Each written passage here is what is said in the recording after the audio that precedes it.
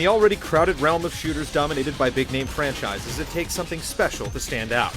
Mindjack looks like just another cover-based shooter on the surface, but offers a refreshing take with its body-snatching premise. The unique concept is enough to turn heads, but is this another case of style over substance?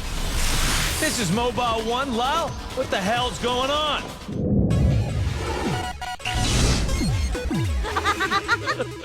Listen, lady, you're a high-profile activist and your file's got a 5-star pain-in-the-ass rating. In the near future, technology has advanced to the point where people can hack into the minds of unsuspecting victims, taking complete control over their actions. Mindjack puts you in the role of Jim Corbin, a special agent caught in the middle of a government conspiracy to gain control of this so-called mind-jacking technology. The plot runs about as thin as they get, complete with cheesy dialogue and ridiculous action sequences. The end result is a story that's unlikely to evoke anything other than the occasional chuckle. Look, the more you tell me, the more chance I can keep us alive. You calculating combat odds or loss of pride?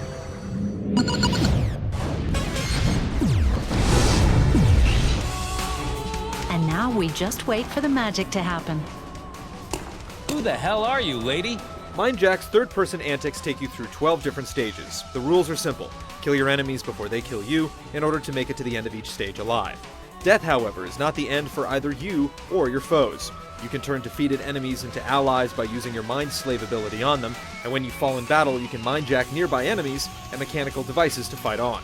You can also manually abandon your host body in favor of another for a strategic advantage.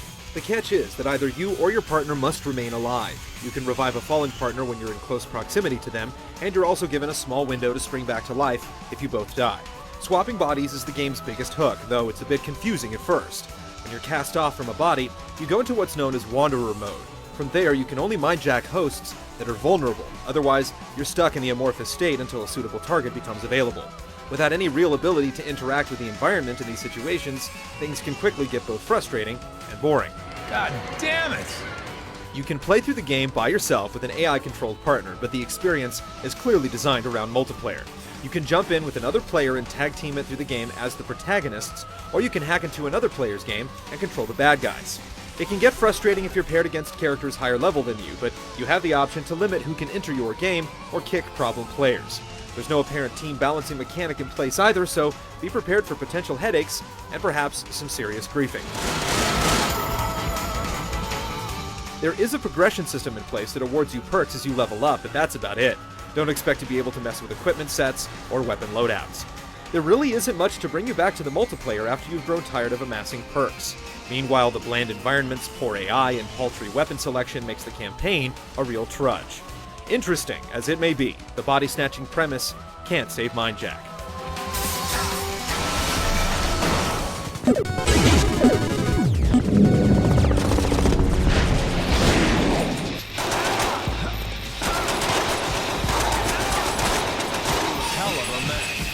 Running and gunning is the name of the game in Mindjack, but without a solid backbone, the experience quickly grows stale. It all starts with a cover system, which constantly trips up your progress by inadvertently pinning you against objects when you actually mean to roll away or run. During critical moments, this is an especially big problem. You serious? The gunfights don't fare much better. Your arsenal is limited, and what is available is scant in terms of variety. The aiming sensitivity feels off, and there's no option to tweak it. The worst thing, though, is that aside from the boss encounters, the game lacks any sense of tension or urgency. The action boils down to sitting behind cover and waiting for enemies to expose themselves, like targets in a gallery. Melee attacks are an important tool in your arsenal, but executing them is a hassle. They simply don't work half the time. You'll usually either whiff the enemy completely, or stand still looking like an idiot. It doesn't help that just moving around feels clunky and slow, making it more trouble than it's worth to close in on opponents for a quick kill. More often than not, you'll avoid close confrontations and choose the lesser of two evils by sticking to your guns. The one somewhat bright spot is the mindjacking mechanic. Once you've adjusted to the learning curve, the out-of-body experience provides some much-needed variety. At any time, you can eject from your body and scour the environment for new hosts. The system isn't perfect. Sometimes glitches prevent you from subverting a specific host, and the process takes a bit too long overall, but in the end, it's all that Mindjack has. Too bad the game that's built around the mechanic isn't very good.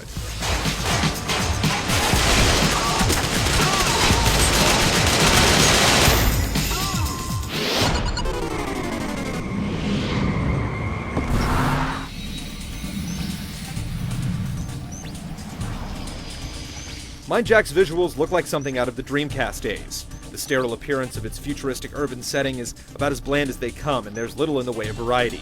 The audio quality is equally bad, with some awful sound effects, a mediocre soundtrack, and some terrible voice performances that will leave you cringing.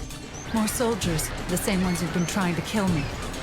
Us, trying to kill us. Better late than never. Which bit of stay put did you not get? There's little to redeem Mindjack. You'll quickly grow tired of the unresponsive controls and repetitive shootouts, and the multiplayer game's appeal, while novel, is fleeting. What's left is a dreadful shooter that will have you wishing you could Mindjack into another host. Preferably, someone who's playing a better game.